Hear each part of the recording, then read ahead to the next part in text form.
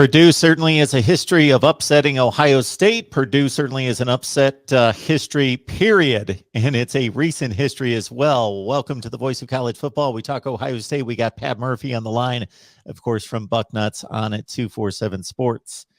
Hey, Pat, how you doing today? I'm good. How you doing, Mark? I am doing well, doing well. Boilers and the Buckeyes on Saturday. We're 2 days away. Should be quite the matchup. Let's start with the Ohio State offense. Prolific at times this year, but bogging down in the red zone. C.J. Stroud put it up 54 times. There could be an argument made that he needed to put it up 54 times, that the run game was not working. But then again, maybe the run game needed a little bit more work. Certainly. I mean, TreVeyon Henderson, 21 rushes for 92 yards, 4.4 yard average, which for some isn't terrible. For him is really bad based on what he's done at other times this year.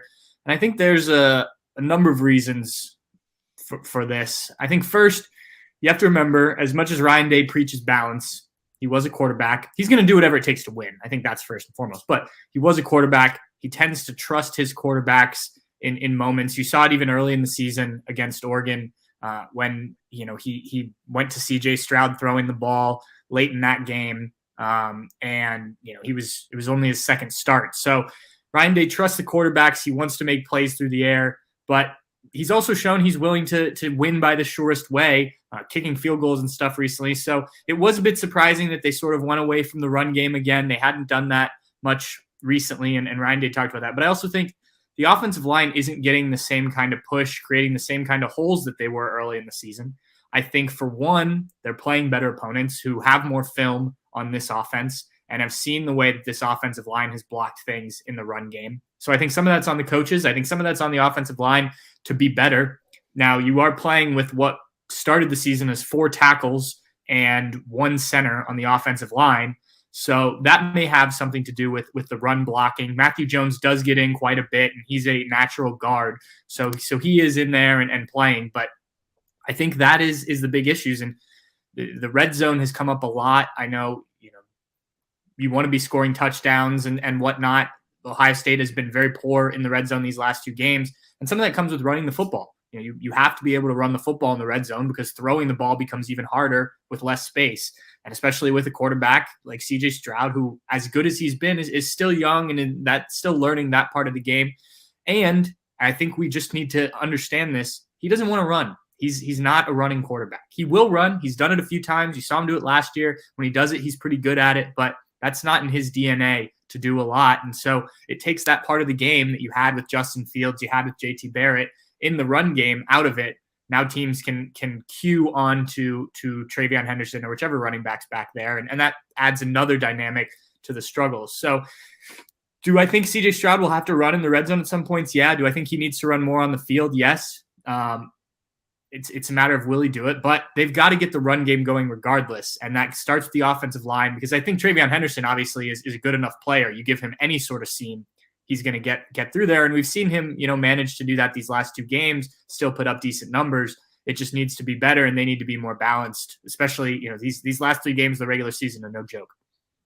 Join us on Patreon. I pick all the top 25 games plus some more. 120 and 77 against the spread, about 61%. That will do well. 13-8 last week. We got media members on there as well, picking a 12-pack each and every week. We got Pat Murphy on the line, as we always do, talking Ohio State football with the Buckeyes taking on the Boilermakers of Purdue. In addition to the offensive woes last week and scoring just 26 points, and there were 5 trips into the red zone that I counted that resulted in no touchdowns, meaning 3 field goals and a 4th down. May not have been in the red zone, quite in the red zone, but then there was also an interception in the red zone. So 5 trips that did not produce touchdowns. No Garrett Wilson, one of the best receivers in college football. Jackson Smith-Njigba was obviously not a replacement for Garrett Wilson. He plays anyway, but obviously gobbled up a ton of those targets and did fairly well in doing that. 15 for 240. My goodness, the best performance by an Ohio State wide receiver in history against a Big Ten opponent. And but Garrett Wilson will be welcomed back. Certainly. To start with, Jackson Smith-Njigba's big day 15 catches, set the program record for catches in a game. 240 yards, was 13 off the all-time receiving yards record. So yeah, a huge day from him. He's a kid who continues to come on. It was pointed out to me this week, on a team that has Chris Olave and Garrett Wilson, you have Jackson Smith and Jigba leading in all of the receiving categories, except I think touchdowns, which is Chris Olave's right now. So, pretty impressive from the sophomore, who 5-star kid everyone knew was going to be good. It just, I don't think people thought he would be this good that quickly, but he has been great for the Buckeyes. But they definitely could use Garrett Wilson back. There was a time during the game, Ryan Day talked about this for a few plays. Jackson Smith and Jigba was on the sideline cramping. Emeka Egbuka had taken a hit and was out for a few plays, and they were kind of scrambling with receivers, moved Chris Olave to the slot, had Julian Fleming, who started in place of Garrett Wilson, and freshman Marvin Harrison out there. It was just kind of a mixed bag. So getting Garrett Wilson back will be big for not only his ability. Obviously, he's been one of the top targets for Justin Fields last year, and CJ Stroud this year, but it also just opens things up, gives them another weapon. Julian Fleming, who came in and played fine last week, just isn't an experienced receiver at this point, has dealt with a lot of injuries. So having Garrett out there, as you mentioned, Mark, one of the best receivers in college football, just opens even more up for this Buckeye offense, which has passed the ball well statistically, but just hasn't been as efficient these last couple of weeks. And you're going against a Purdue defense this week that plays defense pretty good. A top one, ranked in the top 15, I think it is, in the country in total defense. So having all your weapons ready to go is going to be important. And I know they're excited to have Garrett Wilson back. Ryan Day said today he's had a good week of practice. So that'll be an addition for the Buckeye offense for sure. Christmas is coming. You're already shopping on Amazon. You might as well do it using our link in the description section. Doesn't cost you a penny. Same shopping experience. Again, shop Amazon. Please use our link. Got Pat Murphy talking Ohio State football with a game coming up against Purdue in this daunting stretch for the Buckeyes for the rest of the way. Of course, Purdue, Michigan State, Michigan, and hopefully a Big Ten championship game. Talking about great wide receivers, there's going to be one on the other side of the ball with David Bell of Purdue. Aiden O'Connell ripped up that Michigan State secondary to the tune of 536 yards, and he had 54 passing attempts as well with no picks. So very efficient, very explosive. So the Ohio State defensive line is going to have to continue to bring it. Certainly. And the defense, it starts up front. I think everyone knows that. And we talked earlier in the year that the defensive line wasn't getting enough pressure, wasn't getting to the quarterback. They've really started to do that lately. The return of Tyreek Smith, who was battling injuries for a few weeks, has been huge. He has 3 sacks. Haskell Garrett hardly played last week, still has 4.5 sacks. Zach Harrison started to come on. You've seen some of the young guys, Jack Sawyer, JT Tuimoloau. The defensive line has gotten healthy, which I think is a big thing. And some of the guys that had to play early in the season, the younger guys, because of some older guys banged up, are now benefiting because there's some depth there. Larry Johnson said on the radio show locally here, the defensive line coach for Ohio State, that I think he said the defensive lineman that has played the most snaps has played right around 279. And that normally this time of year, that's up closer to 400. So these guys are fresh and they're playing like it. And that's been huge for this Buckeye defense. It will be big this week. You mentioned David Bell and the passing attack against that Purdue possesses that they're bringing into Ohio Stadium. Certainly David Bell will be a handful for Denzel Burke, Sevyn Banks, whichever cornerback is on him. Purdue does a really good job of moving him around, and he seems to almost always get free. But if the pressure is on the quarterback, there's not time to throw. They like to take shots to Bell. You've seen him make big plays down the field. Not every throw is a shot. And sometimes he turns a shorter throw into a big play, but the pressure on the quarterback can certainly be a factor that limits that Purdue passing attack. The biggest thing for Ohio State, I think, is over the middle. That's where they continue to get hurt. That, right in behind the linebackers, in front of the safeties, guys just not taking good angles, not miscommunication, it seems like at times.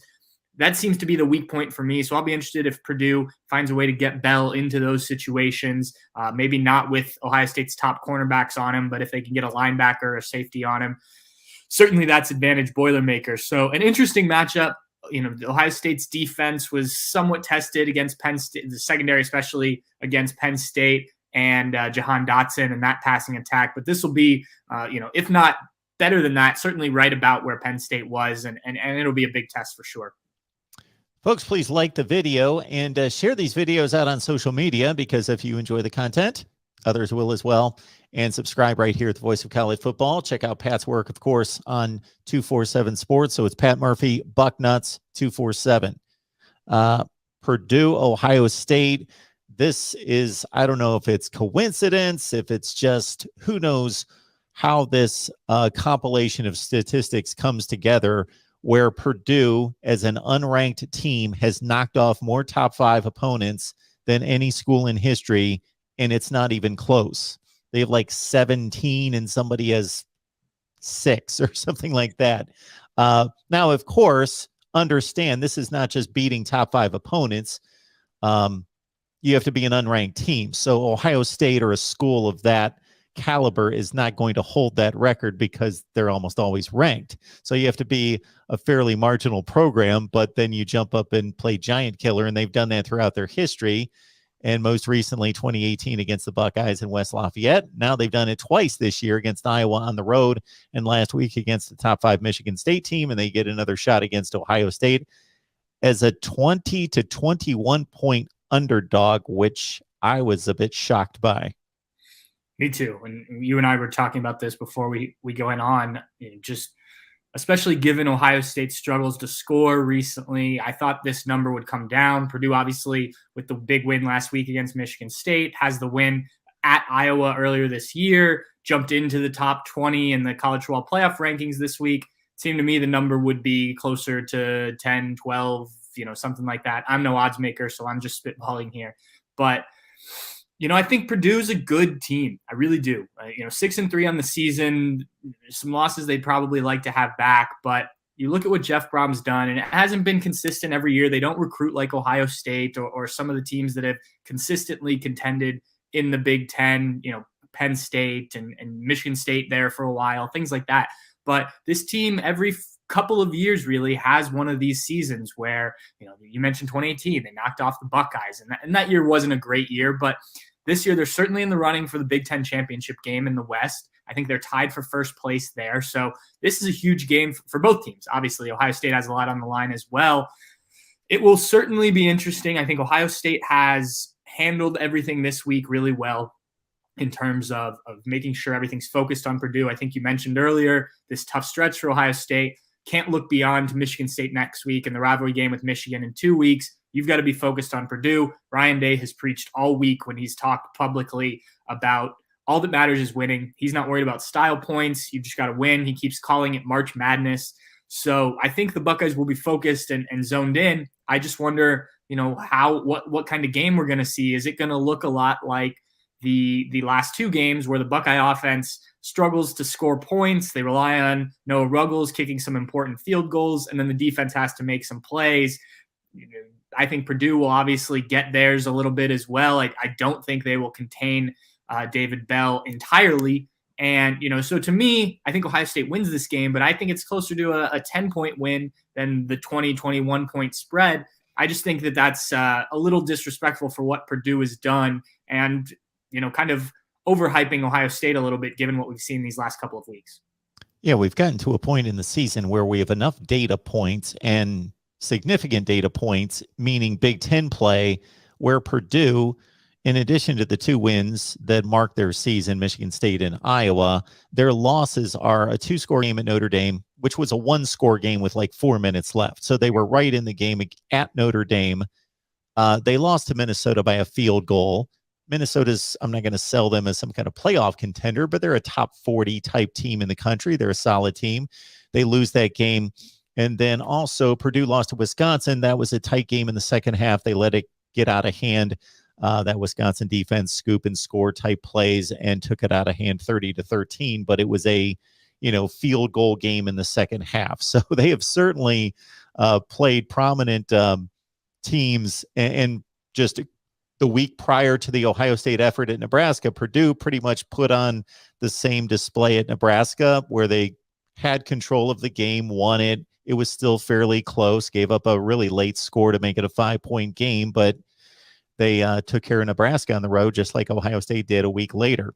Yeah, and I think So, if it's gonna be a closer to that 20-point spread, then something like what you said with Wisconsin has to happen, where the defense has a couple scores or a late score that pushes it over, or maybe there's a busted coverage and Ohio State gets a huge play that normally they wouldn't have. Something like that. I just right now, unless Ohio State has really figured things out in the run game, CJ Stroud, obviously the 2 interceptions last week, he's got to be good, and I think he will be. But this is a good Purdue defense. It's not like you're facing a defense you expect to just run through. So, I think it would have to be something like that, where it's an unexpected type of score that really breaks things open for this game to get to that spread. Ohio State certainly has the talent to do that. We just haven't seen it recently. And the only times we've seen it really where Ohio State really looks the part have been against teams that in retrospect are pretty bad. So against a Purdue team, I'm more reluctant to keep it imagine it will be a closer game than maybe what the odds makers are thinking right now. Yeah, you would think that Purdue offense would at least get into the low 20s, and that would force Ohio State to get into the low to mid 40s, in that 45-24 kind of range to meet or cover that spread. All right, Pat Murphy on the line, 247 Sports Bucknuts. Please check out his work right there. We always appreciate Pat being here. Pat, enjoy the game. We will catch up with you next week. All right, sounds good. Thanks, Mark.